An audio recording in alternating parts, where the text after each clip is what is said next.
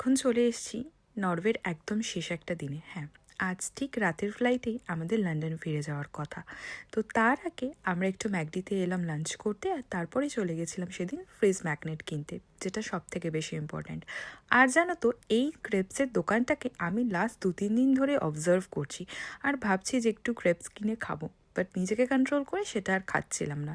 তারপর সেদিন আমার চোখে পড়লো হঠাৎ যে ওনার কাছে হোমমেড চকলেটও রয়েছে। তো ভাবলাম যে একটুখানি ট্রাই করা যাক, কারণ এখান থেকে চলে গেলে তো এই সুযোগটা একদম মিস হয়ে যাবে। আর ওনার এই হোমমেড চকলেটটা আমার ট্রাই করা হবে না। আর তবে টেস্ট কিন্তু বেশ ভালো ছিল। তবে এই ক্রেপসের ব্যাটার একটু সিনামন ছিল, যেটা আমার খুব একটা ভালো লাগেনি, কারণ পার্সোনালি আমি সিনামন খুব একটা পছন্দ করি না। আর জানো তো, আর এই নরওয়ে ট্যুরে আমি এত বেশি হট চকলেট খেয়েছি এবারে, যা লাস্ট কিছু বছরও আমি এত হট চকলেট কখনো খাইনি। প্রায় রোজই 1-2 গ্লাস করে আমার হট চকলেট খাওয়া হয়ে যাচ্ছিল কোনো না কোনো কারণে। আর যাই হোক, এয়ারপোর্টে এসে দেখছি এয়ারপোর্টের ভেতরেও কিন্তু বেশ চারিদিকটা বরফে ভরা।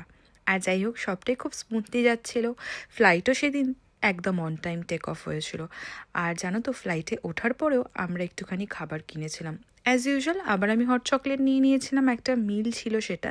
তো সেখানে একটা হট চকলেট, একটা চিপস আর একটা স্যান্ডউইচ টাইপের, এরকম 3টে জিনিস মিলিয়ে একটা মিল ছিল। তো আমি হট চকলেট নিয়েছিলাম, কফি টফি সেদিন আর নিইনি। তো চলো, এবার ফ্লাইটও ল্যান্ড করে গেল খুব স্মুথলি। কিন্তু বাড়ি ফেরার আগে আমাদের সাথে যে ডিজাস্টারটা হয়েছিল, সেটা হয়তো আমি এরকম একটা ছোট্ট ভ্লগে তোমাদের যদি বলি, তোমরা বুঝতে পারবে না।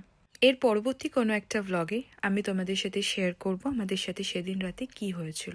তাহলে চলো, আজ আসি, টাটা, সবাই খুব ভালো থেকো।